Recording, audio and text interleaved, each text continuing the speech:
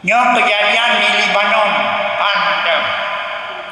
So pegang kira ulama Libanon. Dalam YouTube nah. Kajian kesabung adat di negara Libanon. Apabila orangnya begat perayaan Maulid, beda yang kita nyaw. Lagi kita nyaw begat perayaan Banten tu malam Murah Raya Tin Gede Trian. Yang orang barat daerah Ribai jadi dengan daerah Mandanyung, daerah Punan, daerah Aceh. Yang Tin Gede Trian, Duberea Gede Trian. Yang di Libanon kan Gede Trian, Gede Pipi. Asai ka malam mulut, asai orang mulut.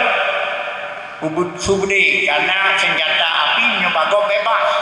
Bateo hanya bebas lagi muka sitin bau rabu menai muka gede dengan rokok. Yang di Yaman gede muka. Patoko gede yang diajak ni yang jadi apa? Bateo anjir gedean khusus tentera TV. Nyonya gro lain bebas gede. Maka baten mar orang mulut gede apa-apa. Gede waktu tom itu. Dari sekian banyak kebetulan Naziro anak Nasrani, anak kafe Nasrani, ya nonton igala ikadam campung uro perayaan Maulid agama Islam dengan hana disangka-sangka anak Nasranian kenang peluru nyasar. Arti kenang anak boleh pas boleh. Buat sangat tak kenang boleh. Kak kenang budi anak Nasrani. Cuma anak Nasrani kenang budi kiban atimai itu. Bekah atimai. Kau kaya. Ikut dengan sebelah tubuh kaya kenang. Kak kenang budi anak Nasrani. Karena ayah nonton urang pegat Maulid dengan senjata api. Maka oleh panitia, oleh urang masyarakat, cok aningan bau sikit. Cuma bude kena Maulid, banyak buban. Tuh mereka angkat tangan. Handapan tertolong. Kamu hanya obat, hanya bekakah. Maka dirujuk.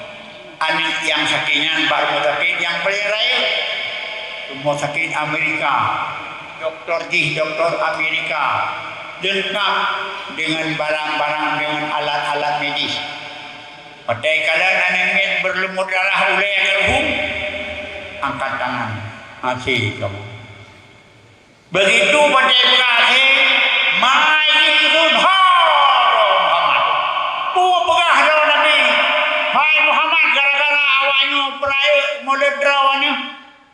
Ada hidup kadang. Yang dikelima animit maju Nasrani. Hoga Muhammad. Ada hidup makanan. Gara-gara ayat. Alma urangnya gara-gara ayat peraya Maulid rawannya.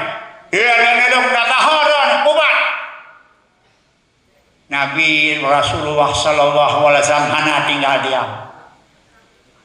Maka badan Nabi dengan yang dikendai yang majusi, dikendai yang Nasrani, langsung Rasul tu. Untuk boleh duduk lagi biasa.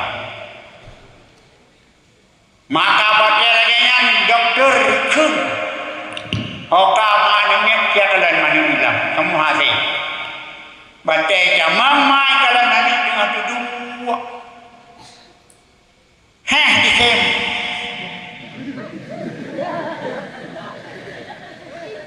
Gimana? Lagi biasa sehat. Hai penos kenang bede, nya kenang tapi terus Muhammad kan mahal mungkin. Terus Nabi Muhammad. Ya gusu ada kami biasanya tu repedon, yang tahu. Zaman doktor, hai buka, kemudian madam nur, tak boleh. Maka timbullah suasana yang paling mengherankan. Di doktornya dibuhoi, doktor agama,